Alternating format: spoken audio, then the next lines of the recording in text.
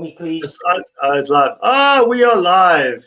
Hello, good morning, good afternoon, everybody, and good evening to you that are watching this late. As you see Paul streaking past the camera in his pseudo-retro. We're actually live. Warren, if you... Yeah, sorry. Yeah. Paul's getting his stuff together. So welcome to Friday's podcast. If you can hear me, you're going to be talking about a healthy heart. Right, here we go. There we go. That's better. Yeah, sorry about that. I was trying to get a bit more lighting in this room, and it's. Have you got your bleep together now? Oh, I don't know about getting it together. I actually don't think I've ever had it together. So. Anyway, welcome everyone. I'm sure Warren's done all that already. Just let me say this, that HealthierLifeTV, is which you're with now, wants to inspire people of all ages to live a life of complete health through education and information. We cover all aspects of health, wellness, sports and fitness, hopefully. So anyway, good afternoon or good morning, wherever you are, good evening. And obviously, we like to know where you're calling in from or listening in from.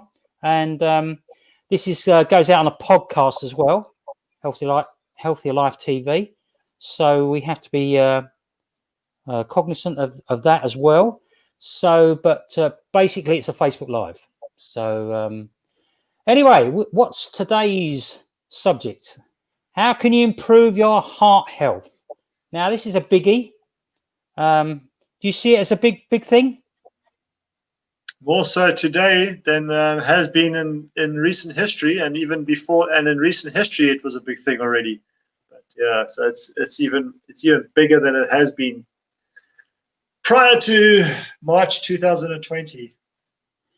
Yeah, this is part 1 of 4 relating to the health protocol. Now, health protocol covers what we're talking about is the immune system. Okay, so that's the easiest way of looking at it. You hear people talk about the immune system, but sometimes they don't really explain what it is. And what it is like an insurance cover.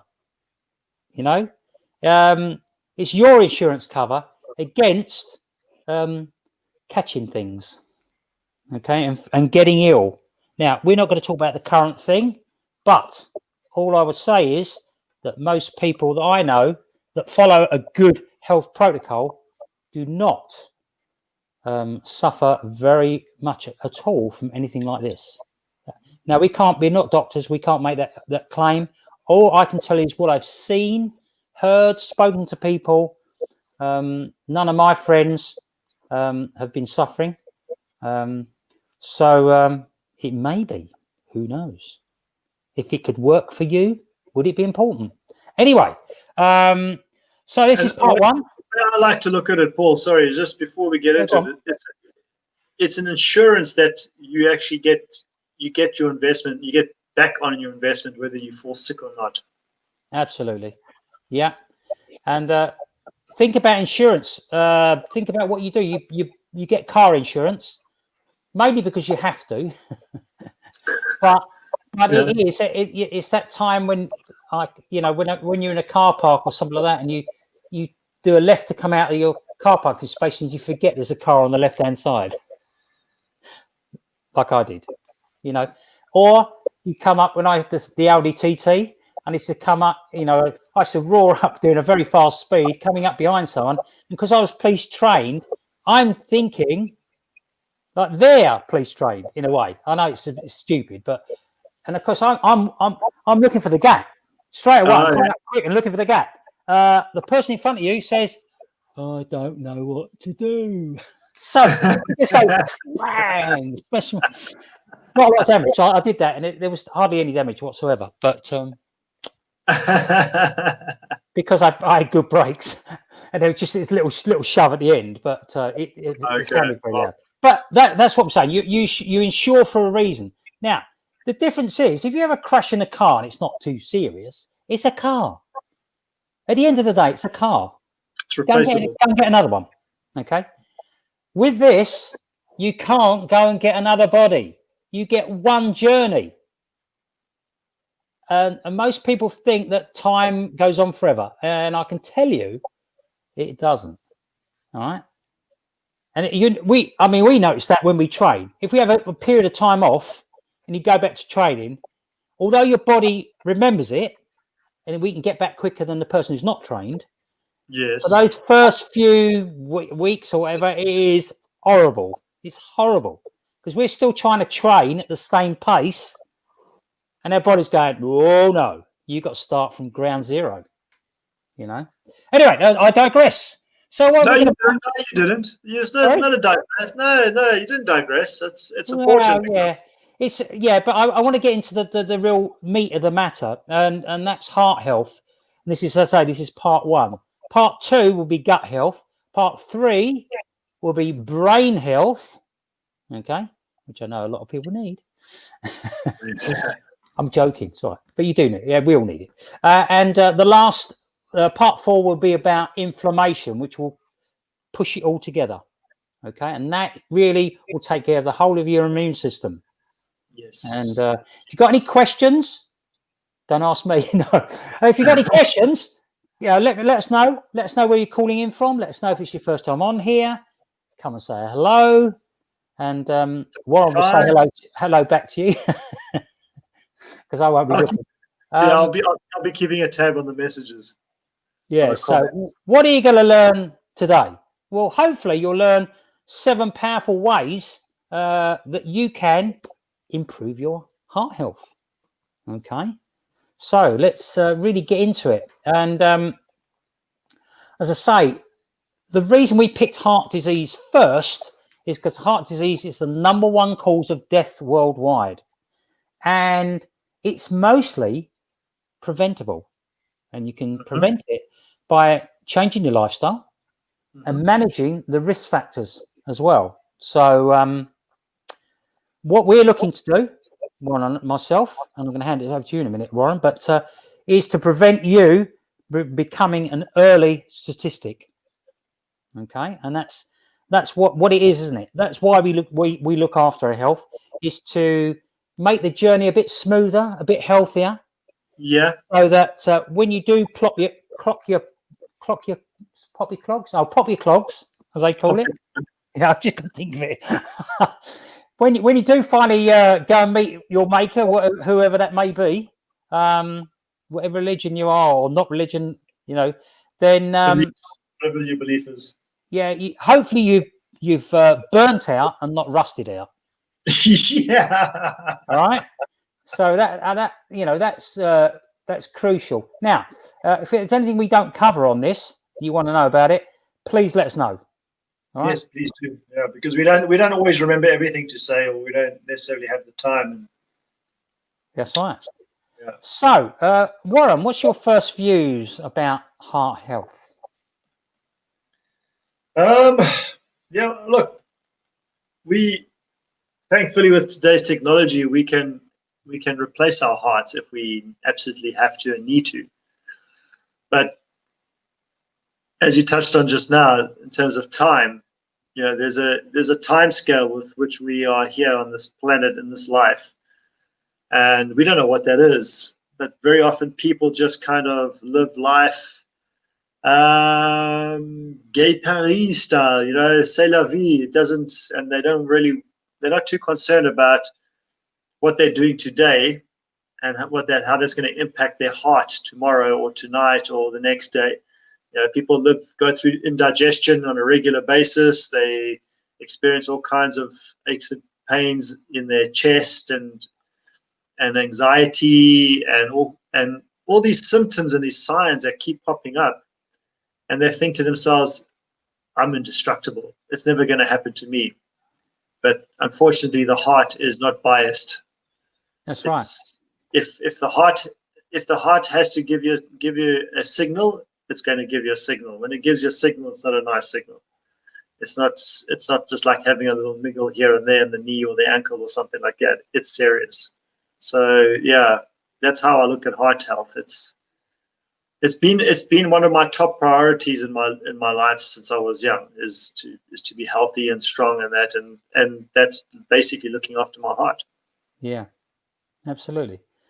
Well, we've got 7 basic ways here. The first one, or first 2 maybe, are, I would say, if you get nothing else from this Facebook Live and you pay attention to the first one that I'm going to say, you will benefit tremendously. So what do you think the first one is, Warren? I mean, in terms of action steps, Action steps. Yeah. that you can be doing. Yeah. What do you think it may be? Healthy fats. Okay, it's not, Oh, but okay. that will definitely be on the agenda. Then sleep. It's actually what we talk about on Wednesdays, and that is getting Mm, your arse in gear and moving yourself, getting being some active. momentum. Okay, Being active, yeah. so your heart is a muscle. Your muscle needs strengthening, like all muscles. I know we don't a lot of the time, but the heart muscle, it definitely needs it. It definitely needs strengthening. So, how are we going to do that? And we do that by exercise. Mm-hmm. Okay. And exercise. Do you know people who don't exercise, Warren? Don't name and shame it. We're not naming and shaming here. Is that a rhetorical question? Yeah, probably. Yeah. Do I know people that don't exercise? Yes. Oh, yes. Do I know people that don't exercise? So, Unfortunately. Yeah. Okay. So, what's the first thing that we need to sort out? What would you think? Because bear in mind, we're 2 individuals. So we will be thinking on the same lines, but we'll be thinking also as individuals. Yeah, because we have our own experiences, Absolutely. biases, knowledge, what have you. Yeah. We'll get to the same answers, but not necessarily in that order. Same way. Yeah. So but so the first one, this is me personally, is to sort out your target heart rate. Heart rate. Okay. Your heart rate. So you can do this 2 ways. You can either go to the doctor, okay, or you can put the old 2 fingers. No, not 2 fingers up. Sorry, 2 on your hang on your wrist. I can't really. I'm not. Let me move back. Hang on. Okay, is that better? Yeah. Yeah, that's better. Make sure on the thumb side, these 2 fingers here, too big, on the veins, on the arteries there, and as a rough guide, do it for about 10 seconds, and you can count the heartbeats. All right. Don't do it when you just had a run. And don't keep your arm up like this either. No. I'm just showing you. Yeah. I'm just emphasizing. Yeah. And then if you find out what it is for 10 seconds, you can do it for 20, you can do it for 30, it really doesn't matter. But if you do it for 10 seconds, you can times it by 6, and that will give you a general idea of what your heart rate is. Okay. Your resting heart rate. Resting heart rate. Yeah. Your target. Yeah. So, but what you're after is your target heart rate, which is probably between 50 and 85% of this particular target, and that is 220 less your age. Mm-hmm. So in my case, that would be 210. No, it'd be 220. I'll be 155 minus. I think that's right. 155. Hang on. No. Yes, 155. So my rate when I'm training will be around about that. That's if I'm going full pill. And you've got to. That is typically like it's your maximum heart rate safely for your age. Yeah. So it's not exclusively, it's not essentially your target heart rate really, but your target heart rate will be based on, depending on what you want to do, what your outcome is. Are you looking to burn fat? Are you looking to increase your stamina? then your target heart rate will vary based on that. Yeah. You're looking just to build strength, then you don't really need to worry too much about your heart rate, other than not having it. You don't want to keep your heart rate up for too long, too high for too Oh, that's long. right. No. So in other words, if my maximum, let's say, is 155, okay, maximum heart rate, then if I'm exercising, I should be looking at anything between 50 and 85% of that. So it could be as low as 75, 80. Yeah. Or it could be more. So, and I think it's important. It's going to be the 155, or your maximum heart rate is not necessarily going to be. That's not set in stone based on your age. No, it's not. But you've got to have something to aim for. And I think if you've not exercised before, you should go and do it for a doctor. Yeah. And take their advice, because it's standard information for a doctor. It's not saying you have to be concerned about, but if you're an athlete, if you're running, I can tell you my heart rate is going to be a lot higher than that. All right, because I'm used to having the load. Now I see people they make an excuse sometimes, and they say, "Well, I don't want to have a heart attack." Well, I can assure you, it's rare that someone has a heart attack when they're running. But the trouble is, when someone dies on the London Marathon, they make a big spread about it. I don't know why, but they do. A man died on the marathon. Well, of course, when you've got 35,000 runners, of course that's a chance. Yeah, and it doesn't happen every year, you know. And I mean, look. Also, people get silly when they get to these marathons as well. You know, people are drinking the night before. They're not sleeping. They're doing all kinds of stuff. You know, because they get silly, and they treat something like the London Marathon as a big party event. That's right, and they wear gorilla suits. They wear gorilla suits. I can't, even though I train to quite a reasonable level, I could never see myself ever wearing an Incredible Hulk or something like that, or other things, or making out I was a horse or something like that. I did a 10K run. It was a sanctioned, like a registered and annual run. Yeah. Durban. I did a 10K run with a colleague of mine at the time, dressed in drag. So but 10K to an athlete is 6 miles. Now you should be able to knock that out pretty easily. But to someone who's not used to doing that, it would be tough. Really tough. Unless you're just going to stroll and enjoy it and have a laugh, that's fine. You can do that. That's exactly what we did. I couldn't run in a tight, thin strap dress. There's no ways I was able to run in a tight, thin strap dress. This is 2020, so it's acceptable. You can wear what you want, mate. Okay, so we work out. So go and see your doctor if you're not used to running. Work out your target heart rate, your maximum heart rate. Get them to do that for you. Let them do it. All right, and then basically the next thing you've got to do is work out what activity you're going to do. All right, so it's very, very important that you do something you enjoy doing. For most people, it's probably going to be walking. Okay, just a bit of brisk walking.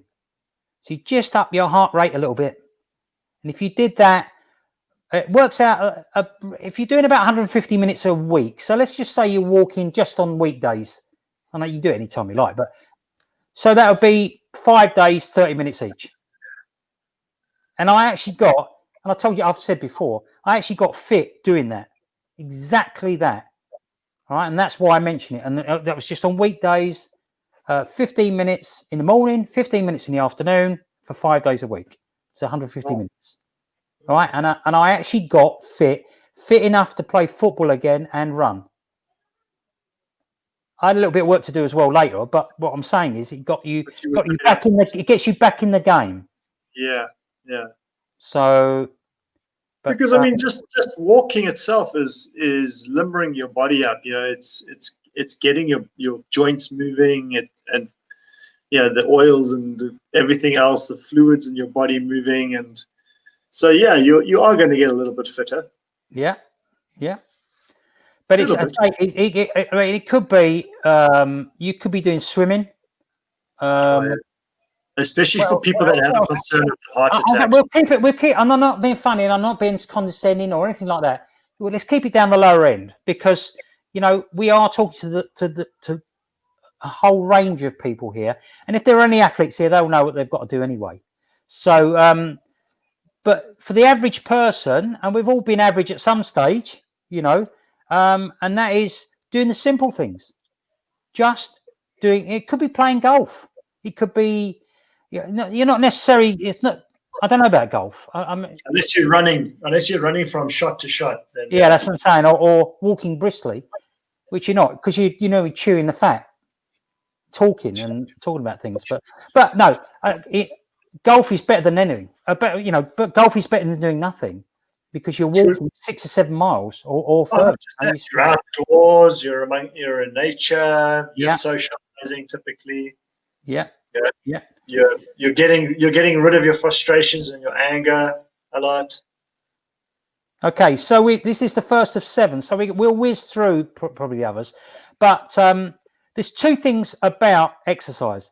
One is the intensity, the other is the duration. Okay, so think back to what I said, the 150 minutes. You can up it when some people go out walking for 2 or 3 hours. It's fantastic. But there are some people that are not used to walking, and so 30 minutes would be enough. Okay, so intensity and duration. So your intensity will be a little bit more than what you do walking normally. Mm-hmm. Your duration will be, a little bit more than you do normally. So, and make it easy. Enjoy it. So, the next thing, all right, is, what do you think it is? I don't know. You tell me. I got the first one wrong. You tell me. Having a puff. Having a puff. Having a puff. Smoking. You do what you want. All I'll say is this. It's the next big thing. If you added that, if you're a smoker and you added exercise and trying to cut out smoking, then, you'll be well on the way. Mm-hmm. Smoking is one of those big things that causes problems with the heart. I'm not going to go into any names or whatever it is, because it's pointless. If you want to smoke, and I'm not criticizing people here because everyone's different, go for it. Okay? But know, okay, that if you don't heed some words that when you look in the mirror, your own words, okay, you will pay at some stage. Now, it could be you might lose 10 years of life. Who knows? I don't know. I know some. Unfortunately, some people say, "Oh, well, look at that bloke. He smoked all his life and he lived to 100." Yeah, there are people like that. But most people who smoke or do drugs and things like that don't live to a ripe old age. Most people. Okay, and it's not pain-free either. No, it's not. That's the other thing. It's how you live as well. It's not only how long you live. Because I'm not a health nut. I'm not. It's a quality of your life. Yeah, absolutely.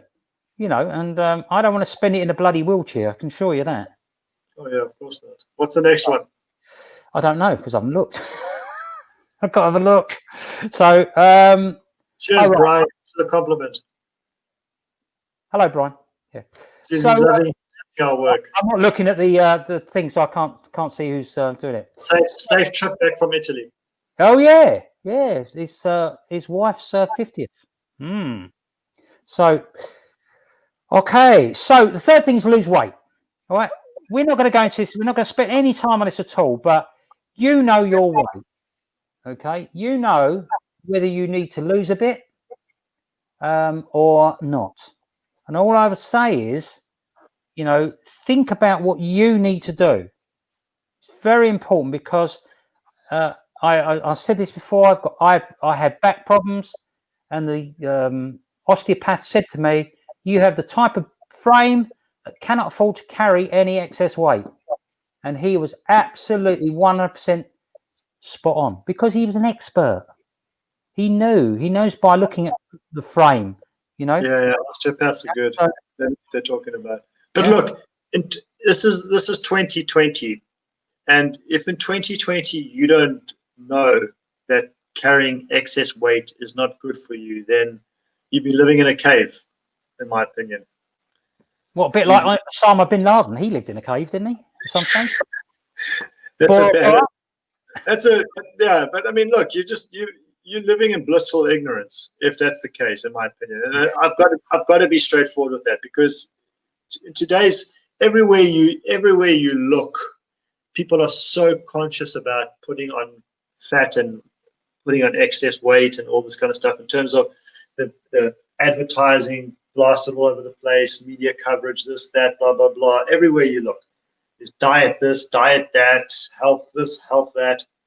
And if you're not aware of the fact that carrying excess weight is not going to impact your heart or your health overall, well, carry on. As you said, it's their choice. But Yeah, absolutely. I quite agree. So, number 4 is obviously an obvious one, and that is eat heart-healthy foods. Now, we're not going to go into deep detail. We'll probably at another stage go into in really deep detail. Yeah. But, again, you hear me mention it all the time. Look at the Mediterranean diet. That's probably the best one. It's fun. There's a lot of stuff you can have with it. But, I love eating like salmon with vegetables. I like good quality cuts of protein, not always. Sometimes I have a little dabble in other things as well. But heart-healthy guacamoles, things like that.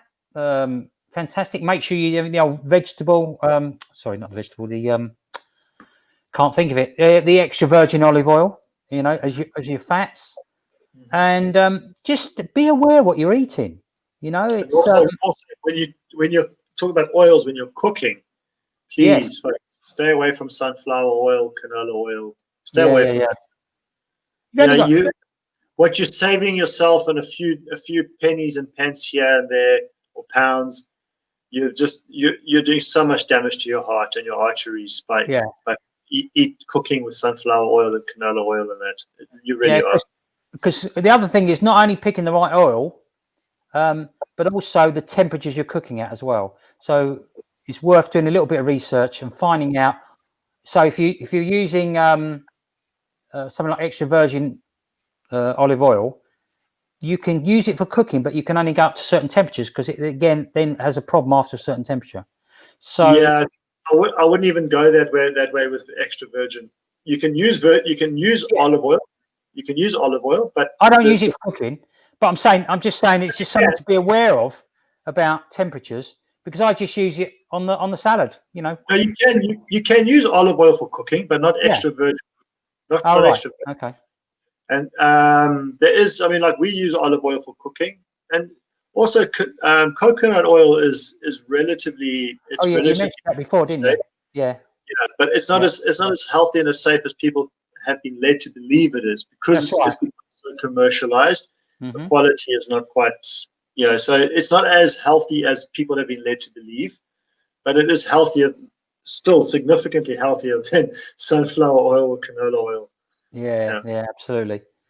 Yeah, so it's right. Number 5. I know we're going racing on with the time. All I'll say is this: lovely, healthy, dark chocolate and red wine. I say no more. Okay. What does it do?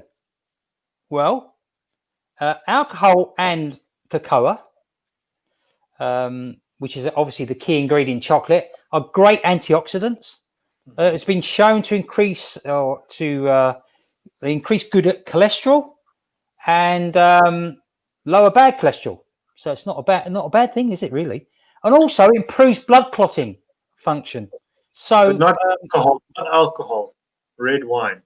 Yeah, alcohol, but it's. But that red wine is a form of alcohol. But if you say alcohol, then you're going to be looking at beer. Well, I agree totally, and that's why I said red wine at the start. So not beer. Then you started fantasizing, and then you lost track. Yeah, no scotch. Of course not. No, only occasionally. Right. Look, number 6 is don't overeat. You know, use smaller plates, maybe. Or blue plates. Blue plates are very good Oh yeah, for. that's right. Yeah, you're right. Blue plates. Yeah, I forgot about that. And do what Warren suggested. If you're going to have a drink, have it half an hour before your meal, or half an hour afterwards. And you know, just as I say, watch your portions. I'm a monster when it comes to portions, or have been. So I have to be careful as well. You know. Yeah. Yeah. And I'll just touch on blue plates. The reason why, because psychologically it makes you feel fuller, and you don't necessarily need to fill the plate up when you have a blue plate. Right. With overheating, when do you think is the most popular? Unpopular, really, but when is the time when the incidence of heart attacks and things like that, and deaths from heart attacks, goes up? When do you think it goes up? And it's to do with overeating. To do with overeating. Oh, around festivities. This festivities time. Absolutely. Yeah. Easter. Yeah. And you know, and that's because the heart attacks spike because you're just being gorging yourself. Yeah. And I'm used to that. Trust me, I'm used to that. I don't eat so much now, but I used to. What it is, eating a lot of food leads to blood shifting from the heart to the digestive system. So it lowers the protection of the heart. Yeah, because the body's having to work too hard to digest all that food. Yeah. Which also leads to faster and irregular heartbeats and heart rhythms, which again will lead to heart attack or heart failure, one of the two. So just be aware of that. I just don't gorge. That's, you know. That's unnecessary. It's fun, but it's dangerous. Yeah, but also, if you think about this social aspect of it, or the economic aspect of gorging and just overdoing it. I mean, there's so many people that have nothing compared to what we have. There really are. There's so many people that they will never be able to eat the foods that we eat on a daily or weekly basis. And then you got to get people that just gorge themselves to a stupor. You know, and absolutely, yeah. You know, it's just I can't understand. I can't comprehend that mentality. For me personally, I can't comprehend that. Yeah. Why would you do that? You know, and you're just wasting it. It's just a wastage of food. I agree. You can have it tomorrow anyway. Yeah. Yeah. You're not going to waste it. The last thing is stress. Now, stress is a funny thing. We do need stress in our lives. Okay. But what we don't need is the chronic stress over and over and over and over again. Okay. You need to have some stress in your life to get everything functioning right. But what we're talking about is if you're stressed all the time, this is where you get high blood pressure, because you get this rise in blood pressure and a faster heart rate. Mm-hmm. You know, so you don't want that all the time. You know, you hear people talking about that. You have to manage. You have to manage. The cortisol levels are spiked. Absolutely. Time, and then you get adrenal fatigue. What we're talking about, is anger, all the negative emotions, really. Arguments. You understand what I'm saying? You know, and that's why you get. Funny enough, you get more at holidays, at Christmas, and things like that, and during this pandemic. Yeah. Yeah. The instance of domestic violence, arguments, and all that type of thing goes up. It does. And you really, really don't want to be ill in this during this time. You really need to. This is why I applaud what the South African government did in the beginning of the lockdown in South Africa, is they banned all sales of tobacco and alcohol. Yeah. Because you know, with people being in a lockdown like that, it's going to cause a lot of stress when people are smoking too much. Yeah. And then when they're drinking too much alcohol. Yeah. In closed environments, the abuse and all these kind of things. So they banned the sale of that, but they've only just now reopened the sale of alcohol and tobacco now at this time of year, whereas it's been like 4 months without any alcohol or tobacco. on sale in South Africa legally. That is, you can get it illegally. Yeah. So Oh, yeah. it was a good thing in the beginning, but then it had the adverse effect as it rolled on longer and longer and longer, because people just started getting more and more stressed about not being able to have it. Yeah. So Absolutely, yeah. like I have a brother, my oldest brother. He's I mean, he smokes almost like, he's not quite a chain smoker, but he's a big smoker and drinks every single day. And since the lockdown, we had a conversation last week, and he's ducked down to less than 1 pack of cigarettes a day, and he's not drinking alcohol, and he feels good. He just feels better for himself. He says he feels much better. His focus, it's just everything is heightened because he's not dumbing it all down or numbing all of those sensations through alcohol and tobacco. Mm. So yeah. So I mean, the big thing about stress, I mean, look, you've got to get out of the stress cycle, because that's the thing that causes the problems. It's the constant